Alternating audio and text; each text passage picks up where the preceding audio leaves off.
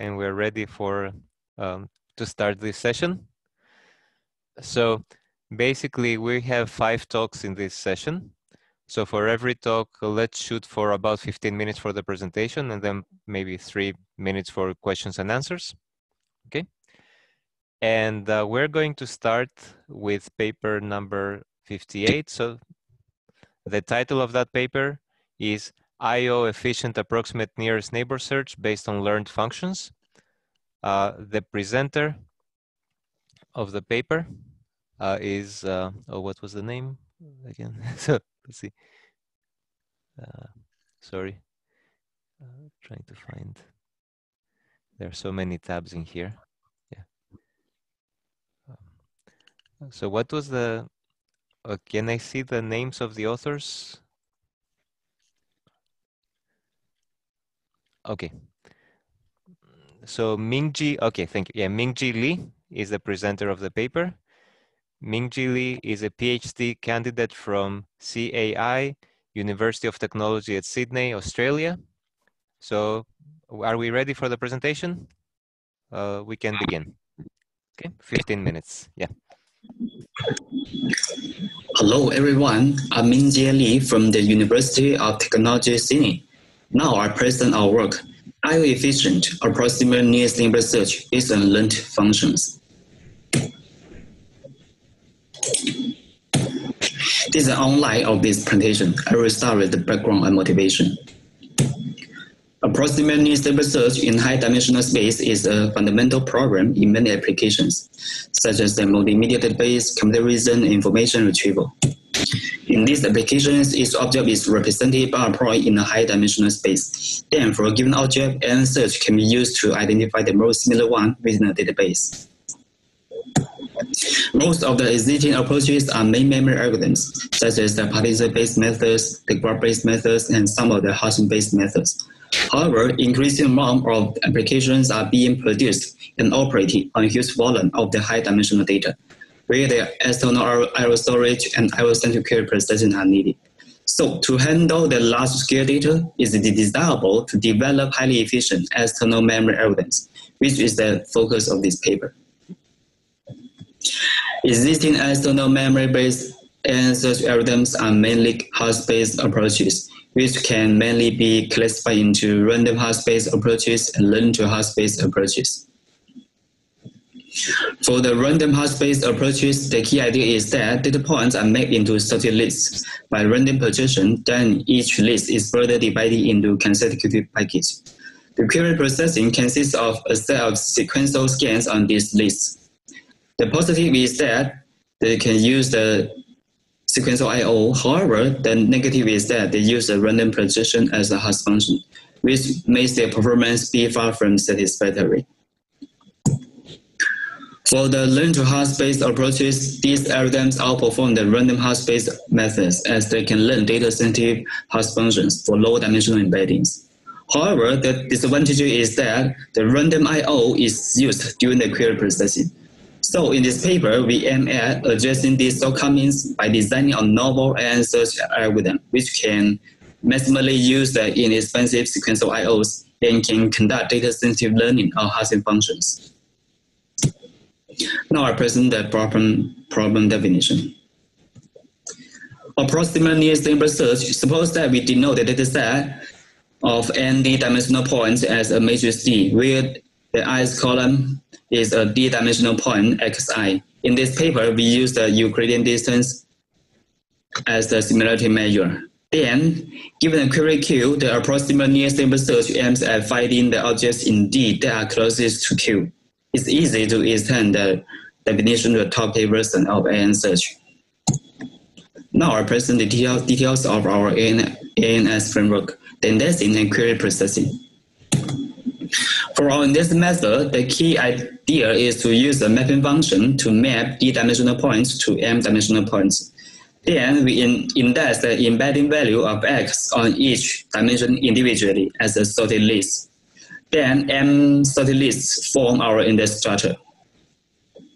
The illustration of our index structure is like this. For the query processing, we firstly perform the same embedding process to query queue to get its embedding. Then we insert the pages closest to embedded queue on each list into a priority queue, like this.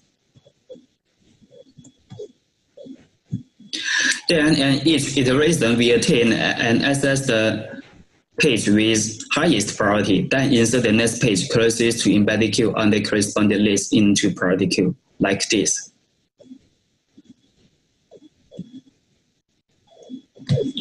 We access the entries of the current page in the ascending order of their rank positions on the list. The rank position on point X with respect to query queue on sorted list LM is defined in this formula, equation 1. Where the 1P is an indicator function which returns 1 if the predicate P is true and returns 0 otherwise. Intuitively, this rank position measures how many other points has a smaller distance to query queue than point X on the sorted list LM. So the closest point will have a rank position of 1. If a point has been seen on all the M sorted lists, then we add it into a candidate set, followed by the ranking and verification to attain the k nearest neighbor points. The key point here to make such simple method effective is the quality of the hashing function. Now I present details on how to learn our data-sensitive hashing functions, both linear and nonlinear ones. For our linear model, the key idea is to preserve the order information in the resultant embedded space. We use the linear projection as the base hash function, and then using the M such hash functions with different W, our hashing function can be defined like this. Now I present the details of our objective functions for the linear model. With previous hash function, given a query queue, we attain the order list ELS of n data points based on the hash function HM. Accordingly, we can compute the order list ELO of all data points based on the original distance to query queue. We use the bracket order to define our loss function. Here, for example, we have the order list in the original space, in the order list in the embedded space. We partition these two lists into 3 blocks. Ideally, we hope that the objects in the original space are preserved in the corresponding blocks in the embedded space. If this does not happen, then the penalty applies. For example, point X, Y, Z are in the block 2 in the original space. We hope that they are preserved in the same block in the embedded space. However, if X is projected into block 1, then this will incur a penalty of 1. And point Z is projected into block 3, then this incur a penalty of 1 as well.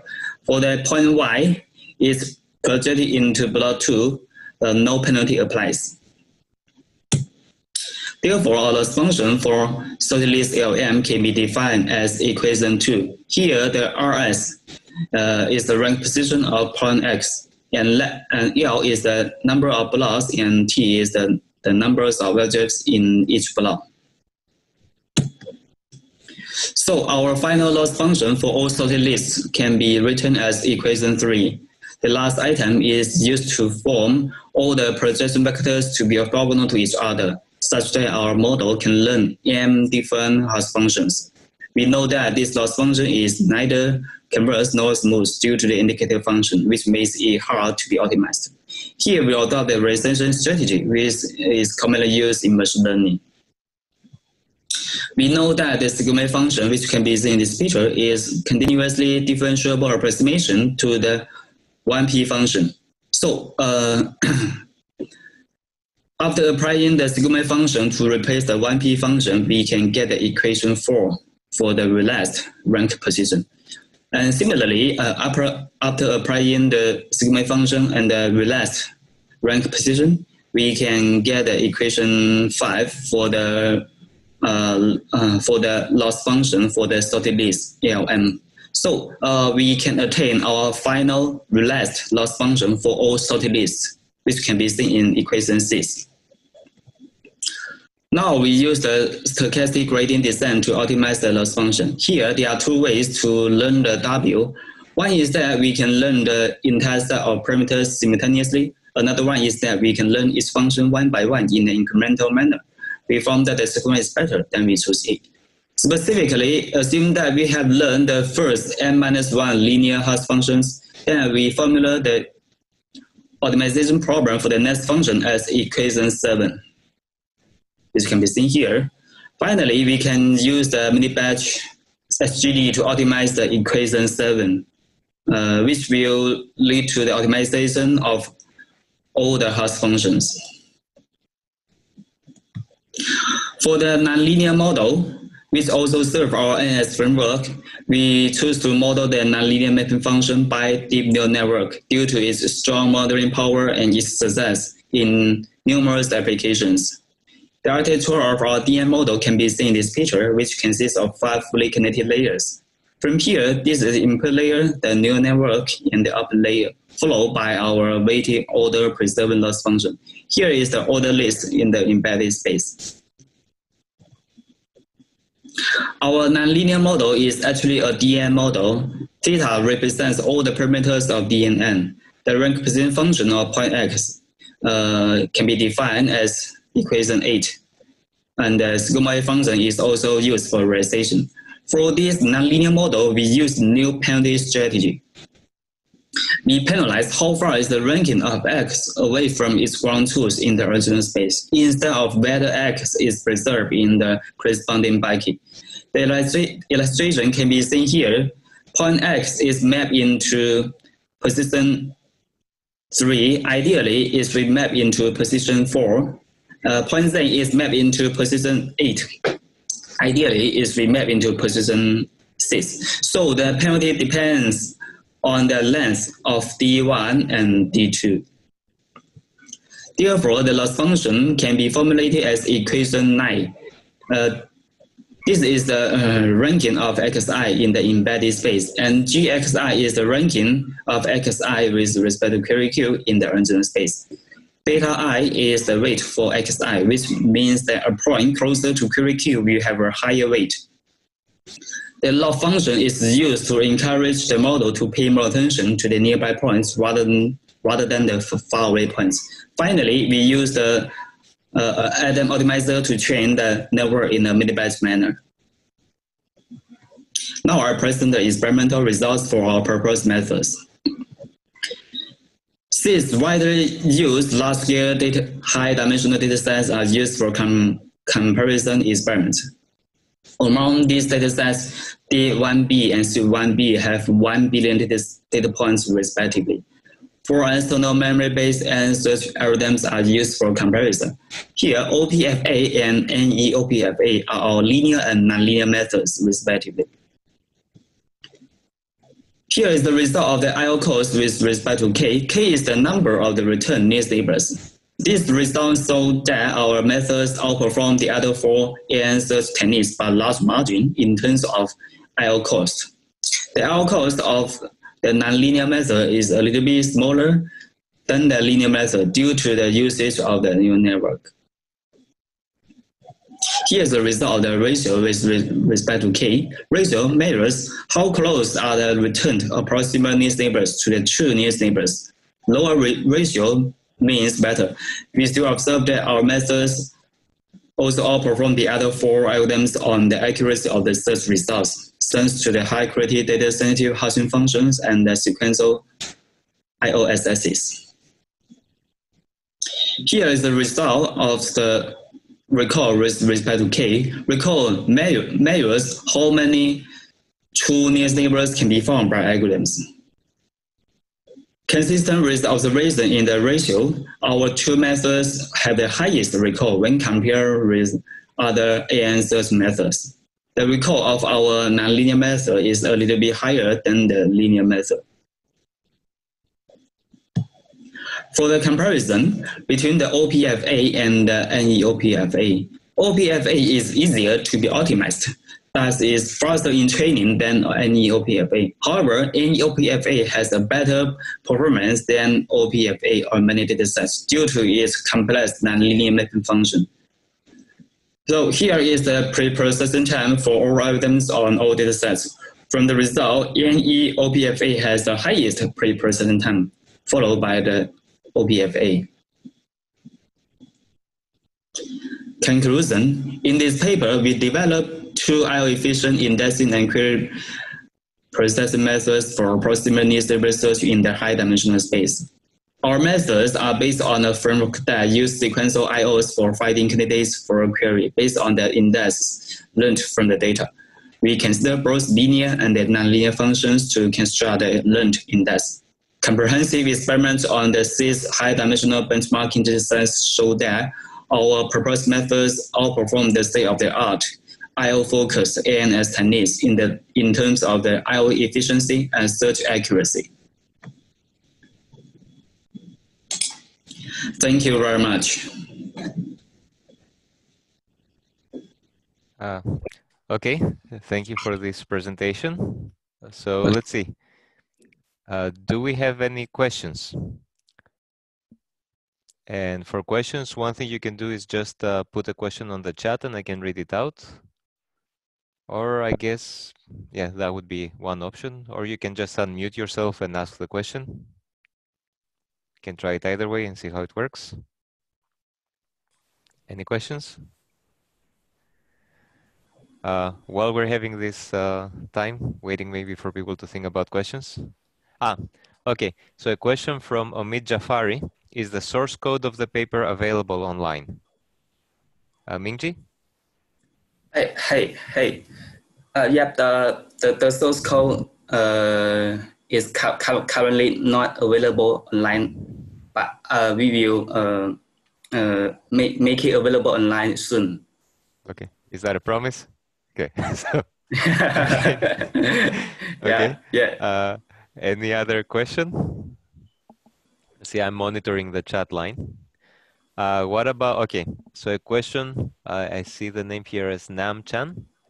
What is your future work on this? Mingji? Yeah.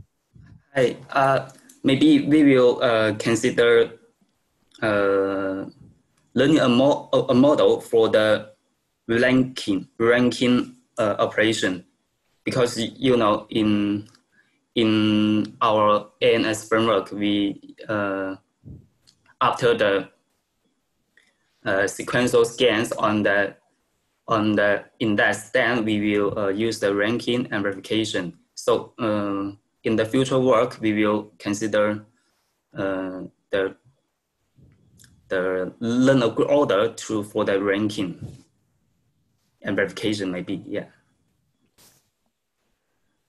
Okay, and I think we have time for one last question from George Teodoro.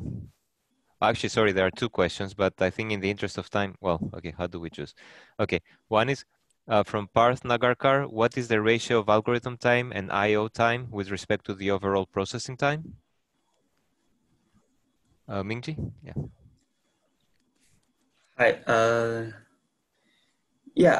In the experiments, we conducted the experiments for the ratio with respect to K and the IO cost with respect to K as well. So we didn't conduct the experiments for the ratio with respect to the processing time, pre-processing time. Yeah, we will present.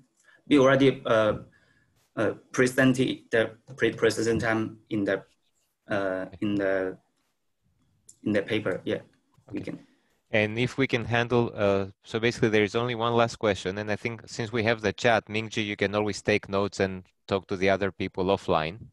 But one last question, if you could please answer very quickly. If not, that could also be taken offline. From George Teodoro. Would your trained strategy work for dynamic data sets? What would be the costs in terms of rebuilding the models, etc.? Any ideas? Again, if it's not something that you can answer very quickly, perhaps it's something you guys can discuss offline. Yeah. Actually, okay, I will think about it later. Okay. Yeah. So so I see another question from Supriyo. Unfortunately, we don't have time to tackle that, but please take it offline or email or chat after the session. Okay. So in the meantime, let's move on to the next talk. And this is actually the paper that won the Best Paper Award. So congratulations. The title of the paper is efficient query processing with optimistically compressed hash tables and strings in the USSR. That's very intriguing title to be sure. The presenter is Tim Gubner or Gabner, depending on whether you're from. And Tim is a PhD student at the CWI Database Architecture Group. So we're ready for the presentation? Welcome, a presentation about optimistically compressed hash tables and strings in the USSR. This was the collaboration between me, Tim Gubner, and Victor Leis and Peter Bonds. This is mainly centered about hash tables. Hash tables are data structures frequently used in analytical queries, and it turns out they're pretty crucial for overall performance. There's certain problems because maybe you end up with huge hash tables, and then access to those data structures is bottlenecked by main memory bandwidth. So we're basically hitting the main memory wall. And our question was, what can we do about it? In the literature, there's certain approaches to that. You can optimize access, doing some nice partitioning or prefetching. You could increase fill rate by using cuckoo hashing, Robin Hood hashing, whatever. Or you could shrink the table itself. This is what we try to explore. Basically, you can see here a little example. We start with a 100 megabyte hash table, and you can shrink it by 10x. With that, you can downsize your computer, use factor 10 less memory, which is probably cheaper for you and also nice for the planet, so Al Gore would like that. Or alternatively, you could increase query throughput by factor 10 without having any disk spilling penalty. As a free bonus, this hash table would now fit also into last level cache, and hence you get an improved runtime. So basically you get higher throughput and free lunch, which is a better latency for hash table operations, which is pretty nice. And we try to explore that space.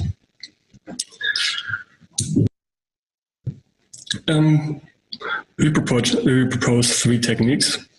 One would basically take the huge hash table and compress it into a smaller hash table. Technique two would make the used hash table effectively smaller by decomposing it into a hot and cold area. And technique three would handle strings, because it turns out strings are frequently used in real data sets. So first things first, we would try to compress a hash table. There are certain requirements that your compression needs to fulfill. It needs to be very lightweight, because hash table operations are very frequent and frequently the bottleneck too. So you don't have much cycles to spend on compression. However, in literature, there are different lightweight compression methods for scans that you might want to consider. However, many do not support very efficient random access, as you would need in a hash table. And that's where our domain-guided prefix suppression comes into play. It's basically a variant of bit packing, which is itself very lightweight. And in addition to that, we also optimize the technique for efficient random access. So basically rows are independently compressed. However, for a one column, the compression stays the same. But you can decompress rows independently from each other. And each row is word aligned. So you don't need to do some initial bit shifting back and forth. And as an added bonus, you also get fast equality comparisons directly on compressed data, because you can basically transform them into the same compressed bit string. There are certain downsides to the compression. For example, you will have a hard time handling strings. Or alternatively, you can go even further than that. You can decrease the net effective memory footprint by decomposing the hash table into hot and cold areas. It's a very generic idea, and we explore part of that. Then you would end up with a hot and cold hash table. The hot hash table would contain frequently accessed data. The cold hash table would include the rarely accessed data. You would tune the hot hash table to be memory, cache resident. And in that hot hash table, you would put frequent strings, small aggregates. So if you have a sum in your hash table, it might be a very big data type or needs a lot of bits, just because you need to do a worst case assumption there, because cardinality estimates are not quite clear under a certain aggregate. However, as an observation, subsums frequently fit smaller data types. So with that assumption, you could have a smaller bit string for example, a sum aggregate in the hot hash table, and after, say, 1,000,000 iteration, write it out to the cold hash table. Or alternatively, or you can also store frequent strings in the hot hash table. What is not quite clear yet is what are frequent strings and how would you represent them in that hot hash table. This is where the USSR comes into play. In order to have frequent strings, you would assume many strings repeat. And to basically have an optimization for that, you would try to exploit dictionary compression somehow.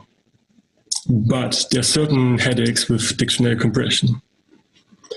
You will see global dictionaries are pretty nice. As you would say, all strings are contained in a global dictionary. So in order to compare a string, you just compare a dictionary code. But once you get an update in there, you might have to rewrite the whole global dictionary in all places that use dictionary codes, which is quite a challenge. So you would stop the world and rewrite half of your database. It gets even worse if you have a cloud-based system or an MVP system, where actually workers have to update their own dictionary and then find consensus on a global dictionary across all workers somehow. On the other side, you would have per block dictionaries. So during a scan, you would scan a certain range of blocks. Each block can have its own compression. Say they're all dictionary compressed. However, each block has its own dictionary.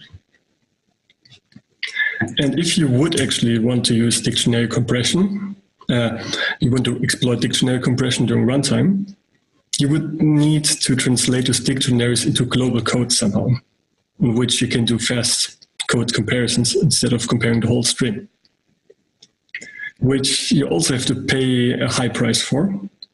Or alternatively, you would not exploit dictionary compression for per block dictionaries and just decompress, as it's usually done. And this is where the Unix string self-aligned region comes into play. It fits basically between global dictionaries, as you can, and per block dictionaries. It has the benefits of per block dictionaries, so you don't have the huge update challenges, but you can exploit dictionary compression there during runtime. The USSR is basically a query-wide dictionary, so if you start a query anew, you would build a new USSR with it. The USSR has a limited size, so it fits in cache. And you would assume it only holds frequent strings. And infrequent strings you would not even consider in that dictionary. There are certain technical aspects of the USSR implementation. For example, you can efficiently build it during a scan by exploiting dictionary compression. So if you scan a block that's dictionary compressed, you would basically insert the dictionary into the USSR. That gives you efficient insertion. And string pointers into the USSR are still valid C string pointers, which means it is very easy to retrofit into existing query engines. We basically implemented those techniques into vector-wise and run some benchmarks.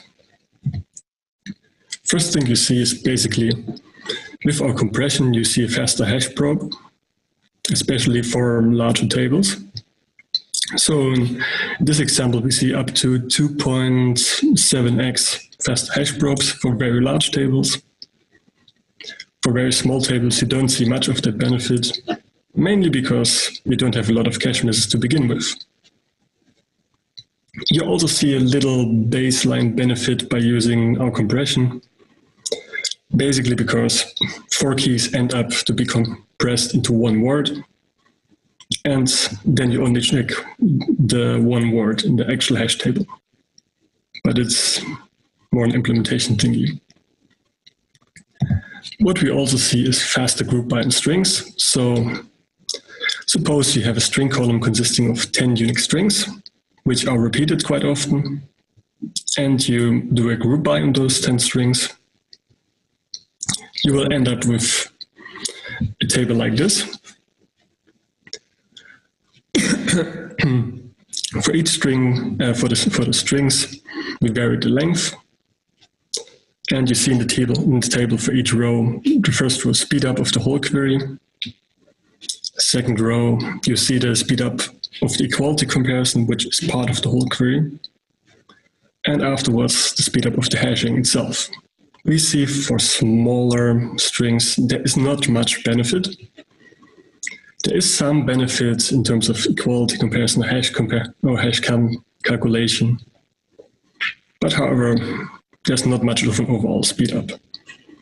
On the other side, for very large strings, say strings with a length of 512 characters, we see a very huge speed up in equality comparisons. Basically, it says that many strings end up being in the USSR, and we can just use code comparisons there instead of doing the full string compare. We also see much faster hashing computation, basically because hash is already materialized in the USSR, mainly because during the insertion you would have to compute a hash, and you wouldn't want to throw away the already calculated hash. So we store it in the USSR, and doing hash computation we can just retrieve it from there. And overall, those speedups accumulate to factor 22 for the whole query.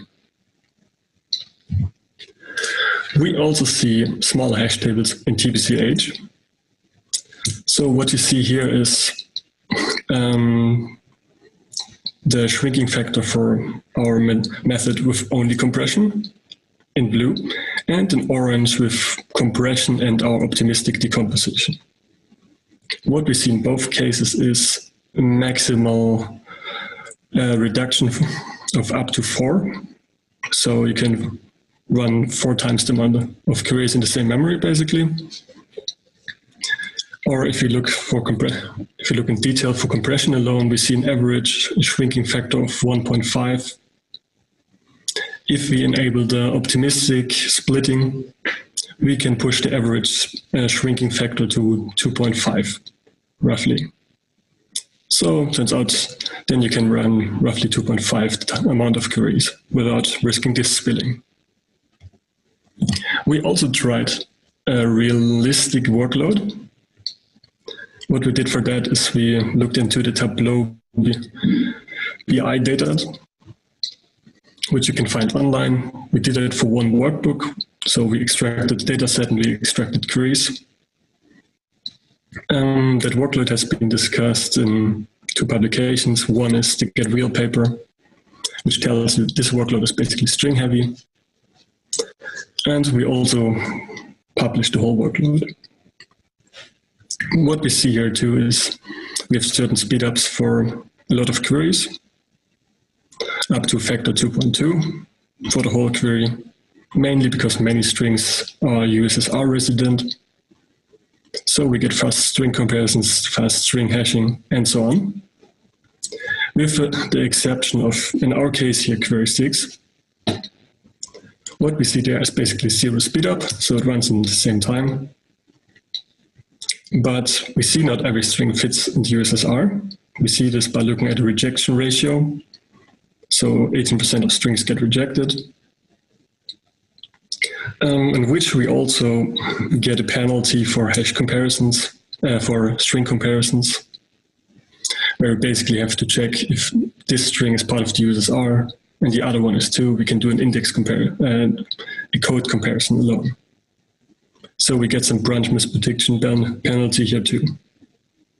However, there's not much damage done on the overall query. So no loss of performance there.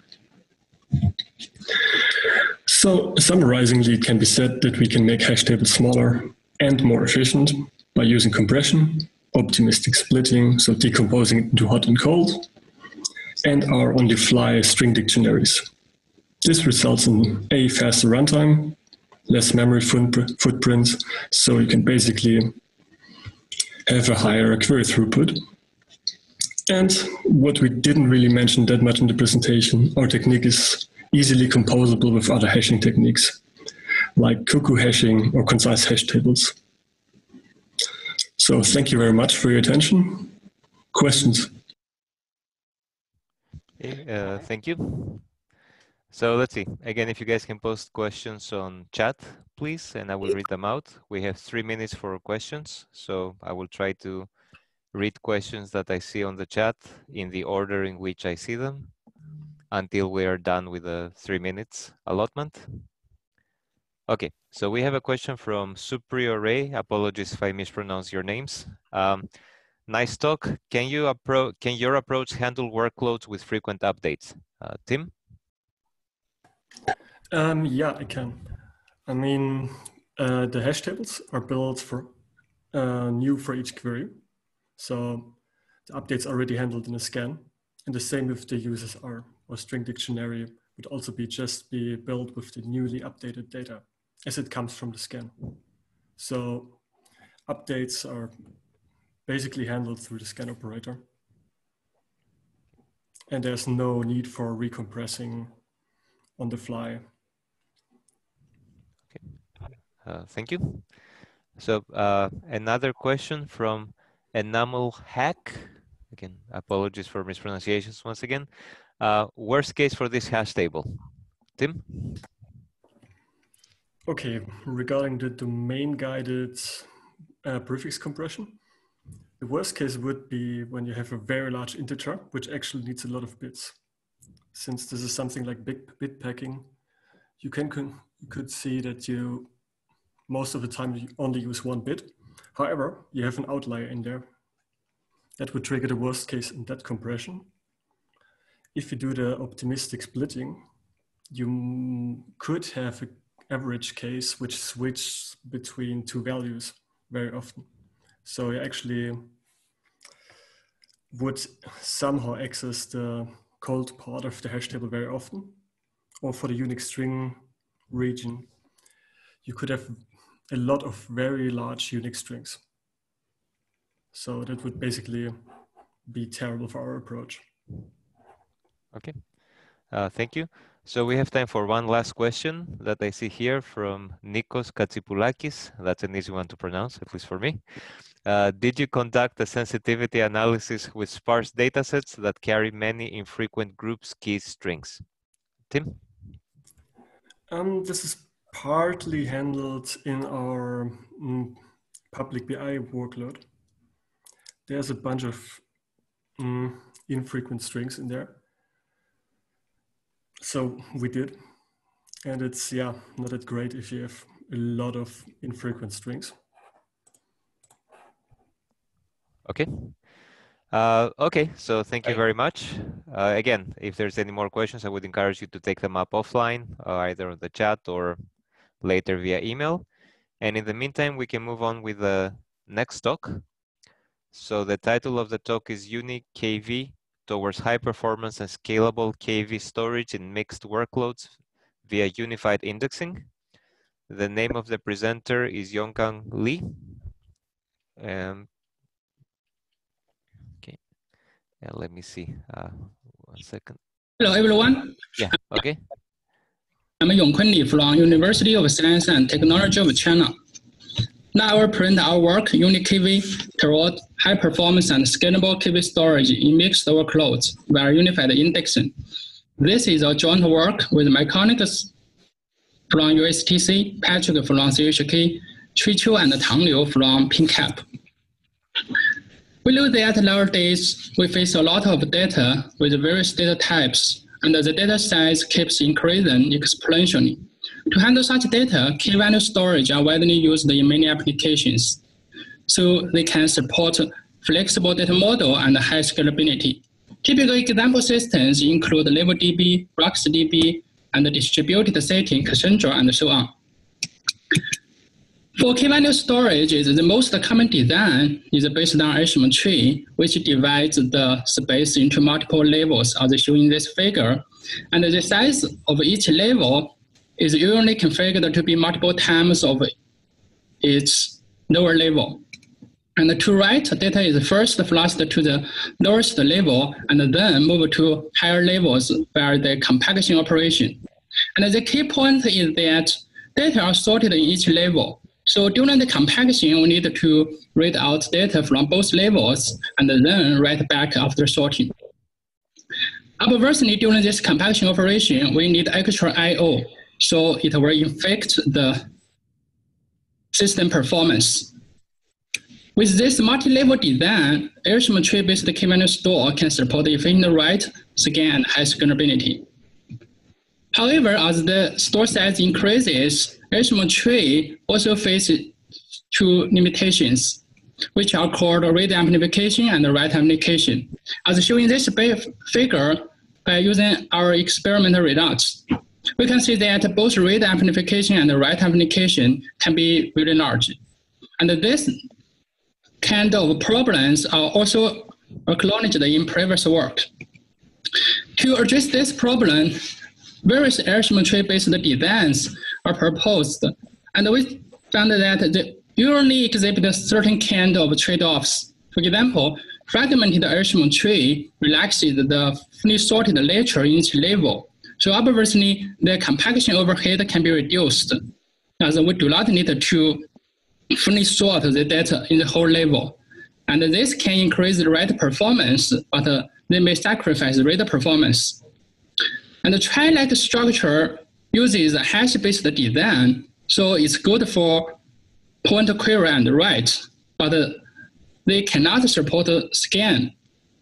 Finally, KV separation is a good technique to achieve high write performance by separating the storage of keys and values, so it can reduce the write amplification. But it may incur extra lookup overhead, and it also needs to carefully manage the value data so as to reduce the high GC cost.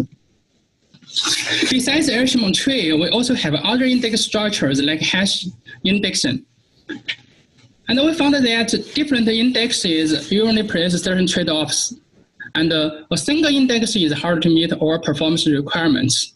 For example, by comparing hash indexing and HashJoin tree, we found that hash-based design is efficient for point query and write, but the high performance can only be achieved when the store is small. And this kind of design does not support scan and may incur high memory cost. On the other hand, HashJoin tree-based design can support efficient scan and good scalability, but they may suffer from write amplification and read amplification problems. So the question is that, can we unify multiple index structures in a single system so that we can simultaneously achieve high performance in all aspects? To answer this question, we first studied the statistics of KV workloads. And in general, we found that lower levels usually have a high access frequency, and it contains a small data size. However, our higher levels usually have a low access frequency with a larger amount of data. So this kind of feature offers an opportunity to unify multiple indexes in a single system. So we developed UniKV, which unifies hash indexing and HashJoin tree in key-value systems. And the key idea is that we divide the space into two layers. The upper layer is called unsorted store, which manages the small and hot data. And we do not need to fully sort the data in this layer. So we need an extra in-memory hash index to manage the data so we can have high point query performance. The lower layer manages the large and cold data, and it uses the HashJoin tree-like design to fully sort the data. As the data size in this layer is usually large, so we can limit the memory overhead, and we can also efficiently support scan. And UniKV also leverage the dynamic range partitioning to support large KV stores with a scale-out feature. To realize this idea, we still have multiple challenges to address. And the first one is that since we need an extra in-memory index to manage the data in the unsorted store, so we have to limit the memory overhead. And we propose a lightweight two-level hash indexing scheme by combining Cook hashing and linked hash. The key idea here is that we have to improve the space utilization of the hash table. And meanwhile, we also need to limit the hash collision probability. For example, we have to guarantee that the number of entries in each bucket cannot be too large, so that we can still have a good point query performance. With our design, actually we can have around 80% space utilization, and each bucket has only around 3 entries. So we can well balance the memory overhead and the point query performance. Besides, we also use a 2-byte key tag to record the key, so we can further reduce the memory overhead. For example, if the key value pair size is 1 kilobyte, then the memory overhead is actually less than 1%, which is small and tolerable in practical systems. And the second challenge is that we need to efficiently merge data from unsorted store to sorted store, because the unsorted store can only keep a small amount of data, and the larger amount of data must be managed with the Echelon tree-like design in the sorted store. But this merge operation must incur a large overhead, because the data in the sorted store must be kept sorted. So to reduce this overhead, we use partial KV separation, which means that when we merge data from the unsorted store to the sorted store, we separate the keys and the values, and we only merge keys to the sorted store. But for values, we simply append as new log files, so we can avoid large write amplification. The third challenge is that we have to support large stores in a scale-out manner. So when the store size keeps increasing, we have to guarantee that the system performance can still be efficient. So to achieve this, we use dynamic range partitioning to continuously divide the whole store into multiple partitions so that we can limit the size of each partition. With this design, we can first guarantee efficient scan because the partition is based on key range but not hash. Second, we can also guarantee high read performance because for the unsorted store in each partition, we can use the in-memory hash index for fast lookup. And for the sorted store, we can use fast binary search. And we can also have efficient write because each partition only has 2 levels, so we can avoid high write amplification. However, this split operation itself may incur a large overhead because it needs to reorganize all the data in the whole partition and then split into 2. So to reduce this overhead, we use a laser approach, which means that we only split the keys when we need to partition the store into 2 small partitions. And for the values, we delay it to the GC operation, which is performed by a background thread. By doing this, we can reduce the overhead caused by data movement.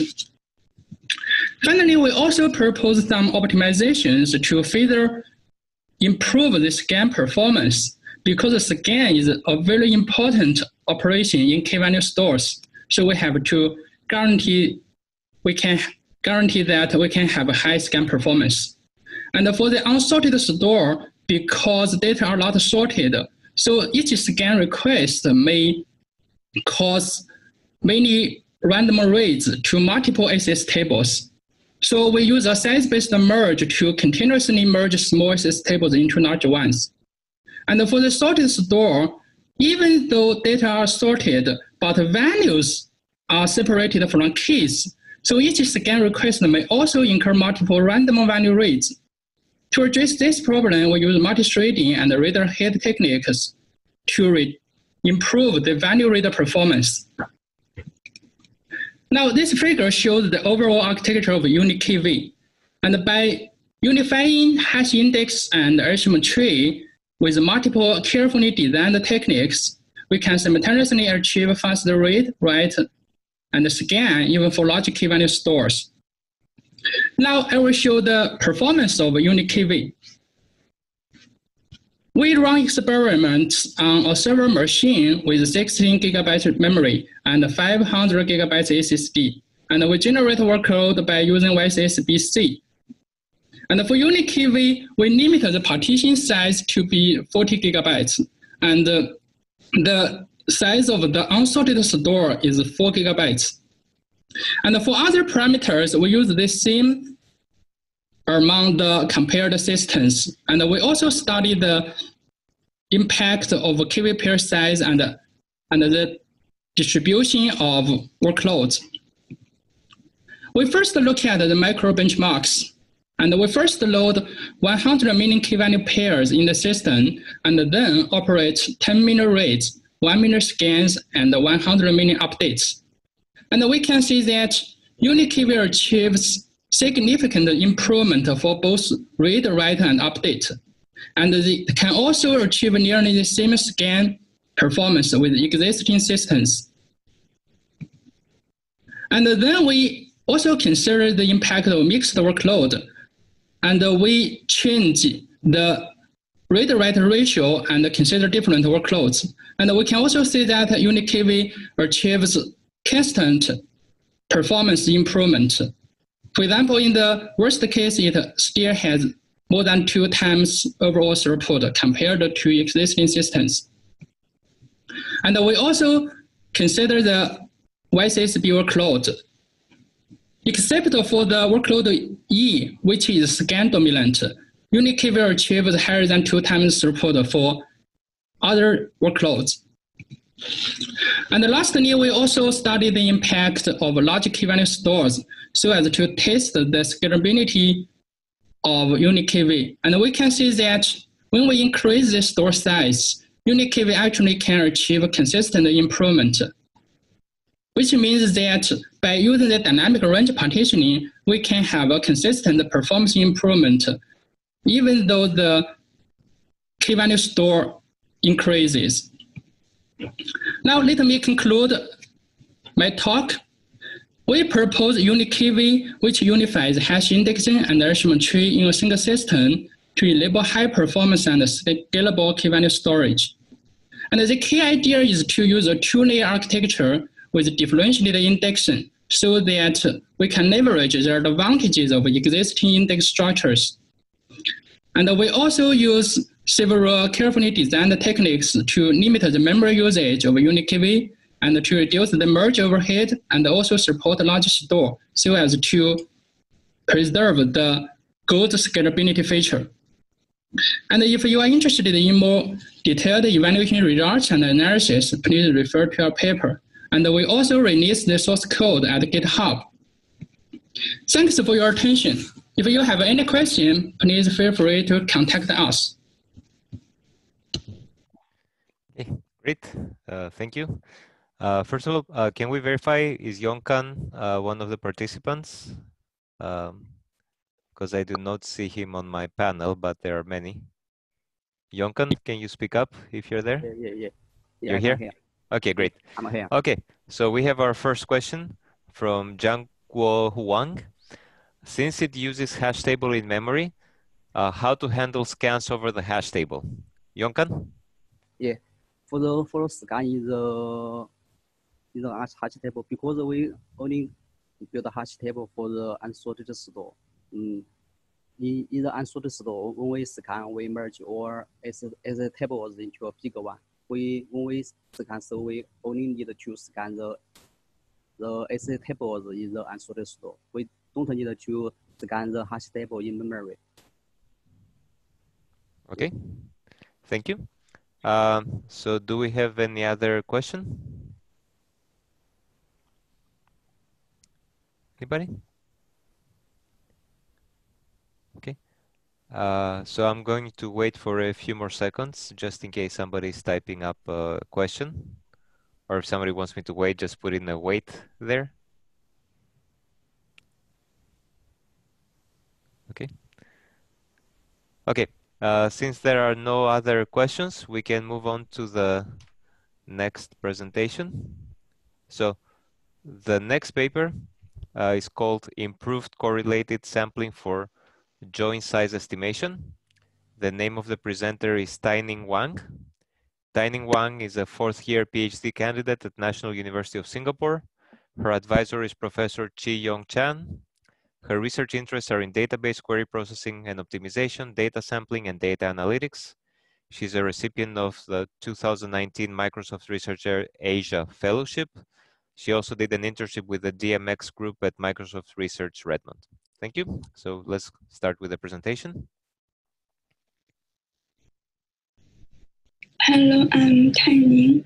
I'm going to present this paper, Improved Correlated Sampling for Join Size Estimation. The problem is to estimate result size of join queries, which is a critical task in query optimization. There have been two main approaches for join size estimation. The first is histogram-based approaches, including wavelets and sketches, which can be viewed as compressed histograms. They usually have scalability issue. When the number of attributes involved increases, the storage space will grow dramatically and the computation will become very complex.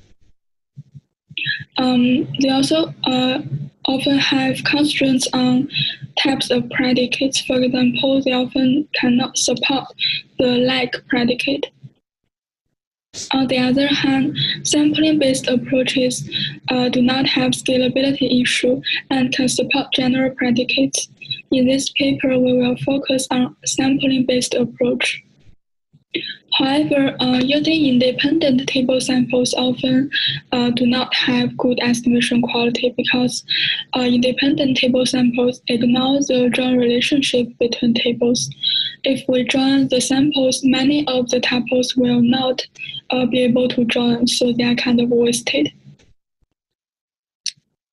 In recent years, there has been a new approach called correlated sampling. Given A join B, we will first draw a random sample as A from table A, and when we sample table B, we consider only these tuples that can join with SA. In this way, none of the tuples are wasted because they can always join. This is a simple idea but has been shown to be very effective for the problem of join size estimation. In the following presentation, I'm going to first propose a framework for correlated sampling approaches. It is important to have such framework because there was no systematic study for this new class of approaches previously, and the design options were not well understood. Then I will discuss our new approach under the framework to address limitations of existing correlated sampling approaches. Finally, I will show some experimental results. In the framework, there are 5 different parameters. I will discuss them one by one. The first 3 parameters are the sampling probabilities we use when doing the sampling. The sampling can be viewed as a 2-level sampling procedure. So on the first level, we will look at all the join column values in the table, and we sample from the join column values with probability P. Here we get value 2, and from all the tuples with join column value 2, we will sample with probability Q and get SA. Then for table B, we look at all the tuples that can join with SA and sample with probability U to get SB. And in general, we could use different sampling probabilities for different join column value V. So we have Pvqv and UV here. For the first parameter, we call it estimation method. All the existing correlated sampling approaches use the simple scaling up estimation method. So basically, we join the sample and scale up the sample join size by the sampling probabilities. SAV is the number of tuples in SA with join column value V. Then we sum over all join column values. For the fifth parameter, symmetry, is a technique used in some existing approach to avoid getting 0 tuples for some join column value. So here in the second level, we will first sample one tuple uniformly at random and as the symmetry to put into SA, and then sample the rest of the tuples with probability QV to get SA. And we do the same for table B. So with symmetry, we will estimate in this way. Here are the existing approaches captured by the framework CS2, CSO, and CS2L. They have different parameter values. Some use the same sampling probability for all join column values. Some use different sampling probability. CS2L is the state-of-the-art correlated sampling approach. I will discuss the limitations of existing approaches next. The first limitation is that all the existing approaches is actually a one-size-fits-all approach. Basically, it means they use the same sampling technique for all kinds of data. However, we found an important data characteristic. We name it join value density, which is defined as the number of distinct join column values over number of tuples in the table. We observe that if a method works well for large GVD, it often does not work well for small GVD and vice versa. Therefore, a one-size-fits-all approach is problematic. The second problem is that all the existing approaches use the unbiased simple scaling up estimation method. However, unbiasedness doesn't guarantee low error because error is proportional to bias plus variance. Even if we have 0 bias, if we have a small sample, the variance for the simple scaling up is really very high. So the empirical error is going to be very high. We believe that we should try different estimation method that has better estimation quality in practice, even if it may not be unbiased. The third limitation is that existing approaches do not have very good accuracy for small samples. Small samples could result from highly selective queries or tests with budget.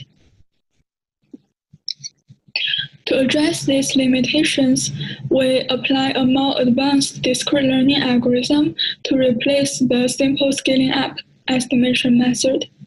It has good estimation quality in practice, even with very small samples. To address a one-size-fits-all problem, we design different variants for different data characteristics. We propose a hybrid approach, which does sampling differently for large and small GVD queries. We will discuss the details next. So our new approach, CSDL, we have different variants, which can be characterized into 4 different cases, can be categorized into 4 different cases. The first case is same PV, same QV for all V. Second case is different PV, same QV, and so on. And in each case, we try different sampling probabilities. And note that our variance can be characterized by the first two parameters in our framework, because for the third parameter UV, it's always equal to QV. And yeah, it's because we want to avoid any space problem. This is discussed in detail in the paper. And for the fourth parameter estimation method, we will use discrete learning. And for Sentry, we will use Sentry in our variance because it's an effective technique. And at estimation phase, we will apply the algorithm to SA to learn the join column distribution, and use the learn the distribution to learn or to estimate the join size. It's non-trivial to apply DL to some samples, especially for case 3 and case 4 samples, because they use different QB, so it's not a simple random sample. But the original DL algorithm assumes simple random sample as input. Let's look at a bit more details on case 3 and case 4. Why we cannot apply DL to case 3 sample? Because if suppose we have a simple random sample, then the expected Fi can be calculated using equation 9 in our paper. Fi is the number of values that appear I times in the sample. And then DR will have a linear program to minimize Fi and expected Fi to learn the table distribution. However, for case 3 and case 4, equation 9 no longer holds because QV is different. The solution is that we will construct a virtual sample from the case 3 sample so that equation 9 holds on the virtual sample. Then we apply DL to the virtual sample. Another thing to take note is that after constructing the virtual sample in case 3, the virtual sample will have the same expected Fi as in case 1 sample. Then a natural question will be, what's the difference between the two cases? They are indeed different. In our paper, we have some sort of variance analysis which shows that the case 3 virtual sample will have lower variance for more frequent join column values. Because these join column values contribute more to the join size, so case 3 sample is usually better than case 1 sample in practice. We run our variance on the join order benchmark queries and identify 2 best performing variants, one for small GVD, one for large GVD, and our hybrid approach is called CSDL to OPT. The 2 variants are both in case 3, same PV, different QV. Actually, we observed from our experiments that case 2 and case 4 using different PV is usually not doing well, especially when GVD is small.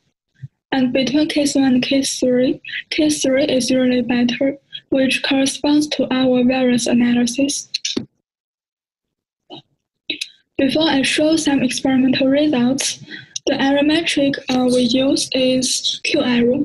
It's defined as the max between estimated join size and the true join size over the mean between the two. Q error equal to 1 means it's a perfect estimation. Theoretical work has shown that if Q error is bounded, then the plan quality is also bounded. Here are the results on the GLB queries. Theta is our space budget, so we vary the space budget.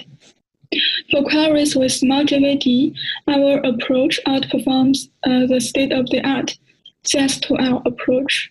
And for queries with large GVD, actually, CS2L is already quite good, and our approach has similar estimation quality on most of the queries. However, here, it's also GLB dataset with large GVD. Here I vary the selectivity of the query. So top 1 most frequent prefix will be the least selective, and here are more selective. And CS2L fails to give meaningful estimates for more selective queries. So by the way, infinity Q-error means the join estimate is 0, while the true join size is non-zero. So just now we have true join size non-zero, but estimate is 0. Okay, I have discussed the framework for correlated sampling approaches and our new approach, CSDL, which outperforms existing approaches. For future work, first we want to extend to arbitrary multi-table joins, because right now we only do chain joins and star joins for multi-table join. It's the same as what CS12 can do. And for non-equal, and we also want to extend to non-equal joins. Right now we only focus on equal joins. Okay, that's the end of the presentation. Thank you. Okay, thank you. So questions, anybody? Let's see. Yeah, I'm monitoring the chat line. There's no questions so far, but we're gonna give it at least another minute or so to see if people come up with questions.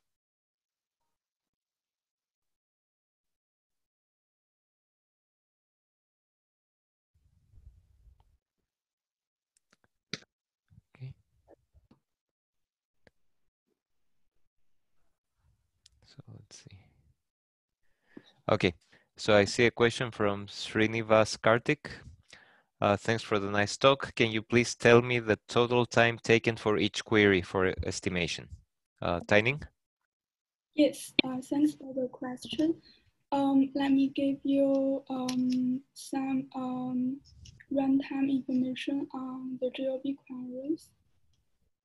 I have some. Okay. Yes, so for the GLB queries, and with the 0.0001 space budget, so our approach have an average running time of 2.46 seconds. And the 40% of the queries are under half a second. And compared to the state-of-the-art CS2L approach, the running time is about 0.2 seconds for each query, and 40% of the queries are under 0.15 seconds. Yeah, so basically about 2 seconds per query. And the data set is about 4 GB in size. Yeah. Thank you. So we have time for 1 or 2 more questions. If anybody wants to ask.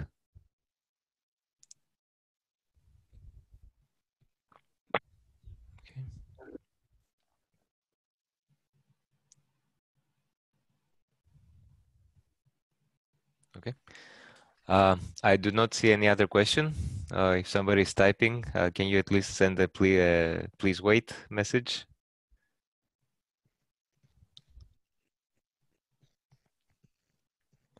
Okay, I don't see any such message. So, Taining, thank you for the presentation. And we can move on to the 5th and final talk of this session. So the title talk of the title of the talk is MESSI in-memory data series indexing. The name of the presenter is Bo-Tao Peng. Bo-Tao received a Bachelor of Science on Optronics Engineering from the Huazhong University of Science and Technology in China in 2014. Master of Science on Embedded Systems from the University of Paris-Saclay in France in 2016, and he's currently pursuing a PhD degree on database management at the Department of Computer Science, University of Paris, under the supervision of Themis Palpanas. Okay, so let's start with the presentation. Hello, my name is Bo-Tao Peng. I'm a PhD student at the University of Paris. I will present MESSI, which is an in-memory data series indexing method. This is joint work with Professor Panagiota Fatourou from the University of Crete and my advisor, Professor Themis Palpanas. A data series is a sequence of data points ordered along some dimension, that is, the x-axis. If this dimension is time, we talk about time series, but in general it can also be position, as is the case of genome sequences, or angle for radial profiles of stars, or mass for mass spectroscopy, etc. Data series exist in virtually every scientific and social domain, for example, in earthquake measurements in seismology, stock quotes in finance, and electroencephalograms in medicine. Once we have such data series collections, we want to analyze them, in order to extract useful knowledge. Examples of data series analysis algorithms include classification, clustering, outlier detection, and identification of frequent patterns. We observe that all these algorithms depend on similarity search. In the context of data series, similarity search refers to the following problem: we have a collection of series, and a query series, then, we want to identify the series from the collection that have the smallest distance to the query series. There are several different distance measures that have been proposed in the literature, but by far the two most popular are Euclidean distance, and dynamic time warping (DTW) distance. Our proposed approach supports both these two distance measures. Since similarity search is used by all these analysis algorithms, speeding up similarity search translates to faster execution times for the analysis algorithms, as well. However, data series similarity search is a hard problem, for two reasons. First, because data series are high-dimensional objects. In this case, dimensionality refers to the length of the series, that is, the number of points. Typically, series have dimensionalities between a few hundred and a few thousand. Note that even when we deal with streaming, or infinite series, the patterns of interest have lengths in the order of hundreds to thousands, so we process subsequences of that dimensionality. Second, data series collections have very large sizes, with several collections across different domains having sizes in the order of multiple terabytes. Therefore, we need techniques that will allow us to answer similarity queries fast for very large datasets, and this is exactly what data series indexes can do.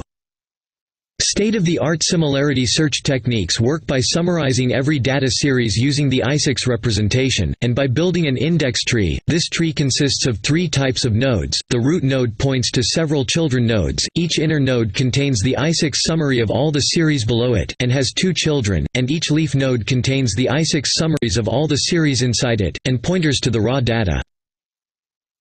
We observe that data analytics algorithms often operate on subsets of the entire data series collection, which fit in memory. To perform complex analytics operations fast, we thus require to build efficient in-memory data series indices. This is the contribution of this paper. More specifically, we present MESSI, the first in-memory data series index which has been built upon and incorporates current state-of-the-art techniques in sequence indexing. MESSI exploits the computational power of multi-core and multi-sockets architectures, as well as single-instruction multiple data architectures, in order to achieve time-interactive exact query answering times, at about 50 milliseconds. We achieved this by implementing a novel exact query answering algorithm which minimizes the number of required distance calculations. We also employed a parallel-friendly index framework with low synchronization cost when building the tree index. The collection of experiments we performed illustrate that MESSI is up to 11x times faster than previous state-of-the-art algorithms.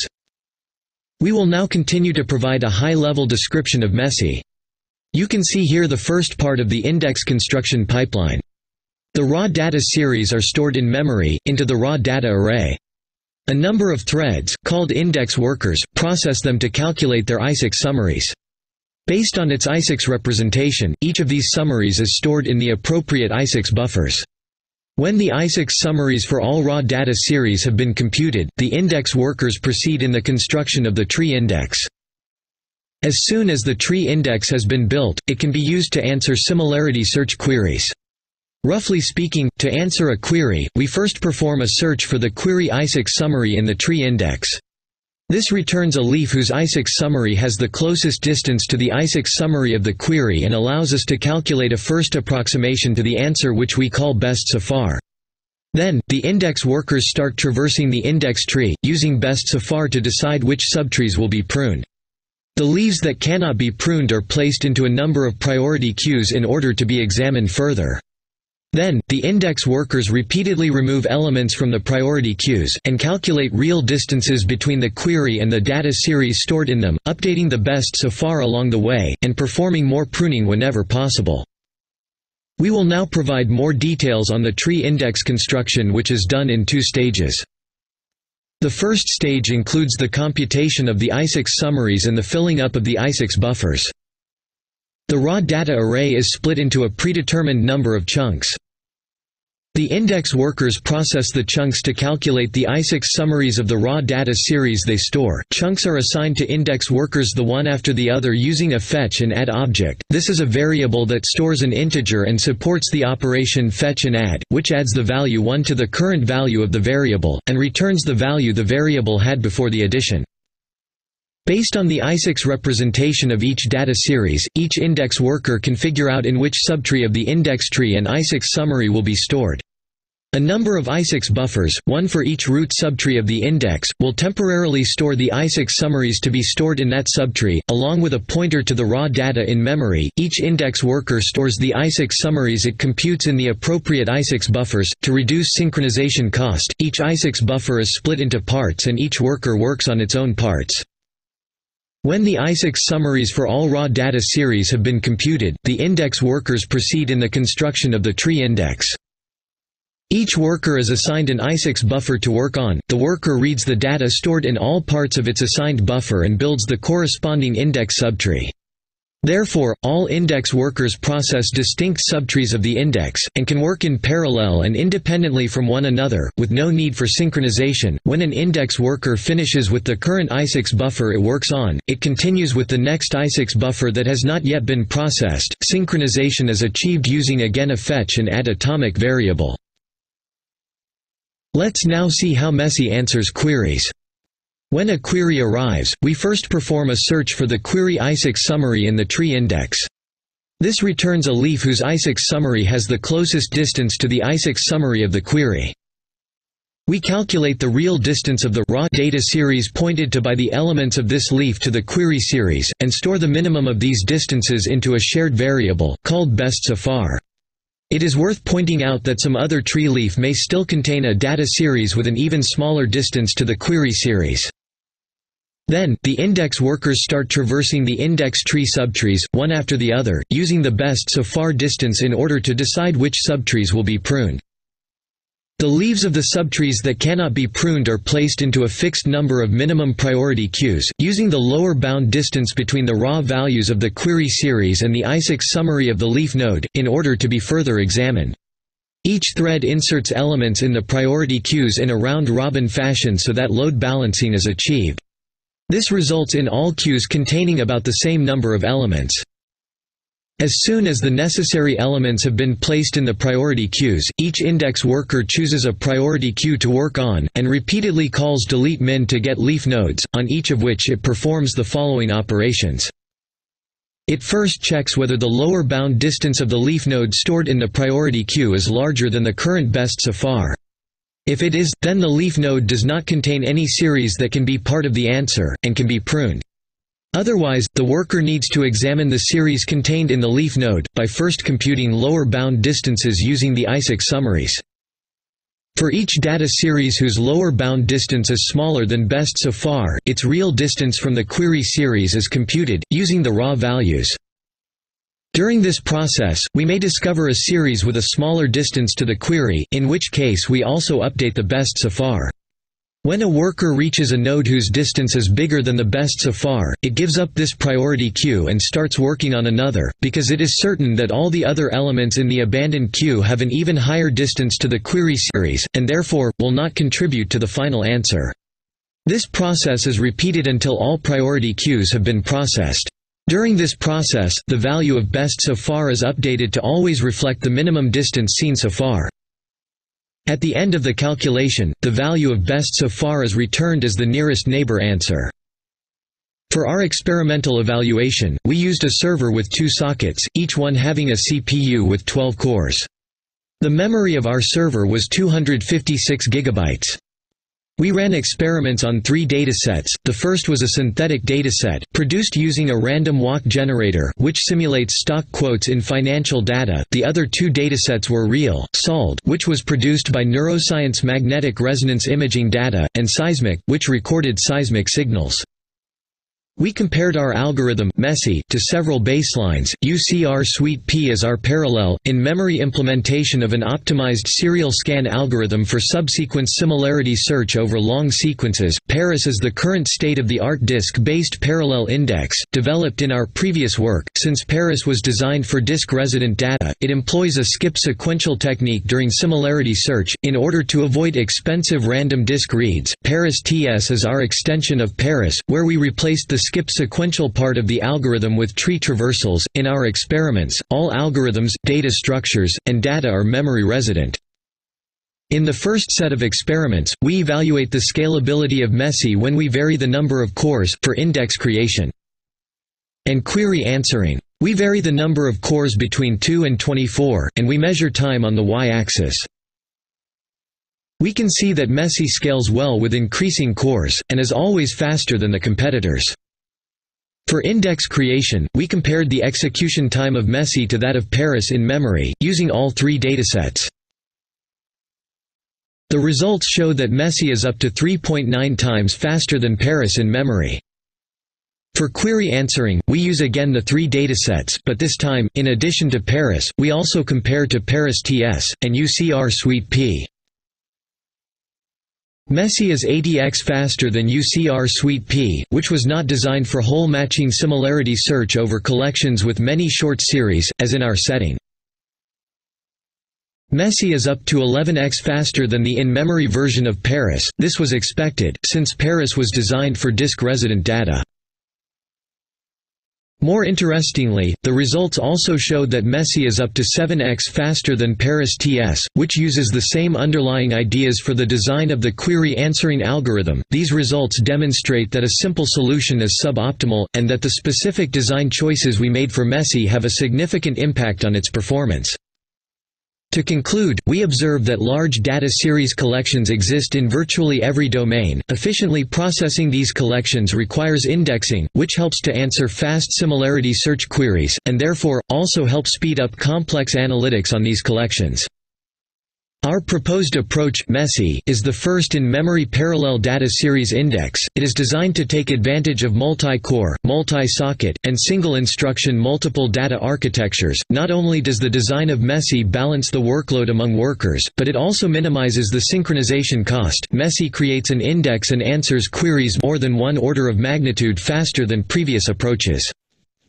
This makes MESSI the first index that can answer similarity queries on 100 GB datasets in 50 milliseconds, that is, at interactive speeds. Thanks for listening. Any questions? Okay, so let's see. I already see a question from Shen Liang. Thanks for the interesting presentation. If I have understood correctly, your method is based on iSAX. Why have you chosen this base method? Can other index trees such as IPLA and DS tree exploit parallelism in a similar way? So let's see. Yes, thank you. Mm-hmm. Yes, it is based on iSAX representation. And because of the process of iSAX representation for query answering and index creation is fast, so that we chose them. And the bound of the iSAX representation, lower bound distance is enough. It is enough tight for this, so that we chose that. Okay. So another question from Supri. Yes, Themis, if I can just add one more comment here. So the general ideas that we use for parallelization can certainly be reused in other data series indices. However, not all of them. So there are some specific design choices that have to do with the fact that, for example, our index had many root children. And for example, this is not true for DS3. So the general ideas are applicable, but not all of them. Okay, thank you. So there is one more question from Superior Ray. What similarity measure or distance measure does your approach use? We support Euclidean distance and the DCW distance. Okay, thank you. Okay, thank you very much. So let's see. Let's give it. We still have a couple of minutes if people have other questions. Excuse me, this is Panayota Faturu. I Yes. think there was one question at the before the one of Sen Yang by Siniva Karthik. I thought that was for the previous talk. Yes. Oh, sorry. Yes, I'm sorry. Yes. Yeah. Okay. So let's see. Still looking at the chat line. I don't know if there are any additional questions. Okay. Okay, so it looks like there is no more additional questions, and maybe this is the first time that I see it happen, but we're actually finishing on time this session. Okay, so thanks everybody for attending, and yeah, I guess it's kind of interesting having a virtual session like this, but it looks like everything went pretty smoothly. So thanks, and I guess we'll continue on with the next sessions, I believe tomorrow. Is that correct? Yeah. Okay, so take care everybody. Bye-bye.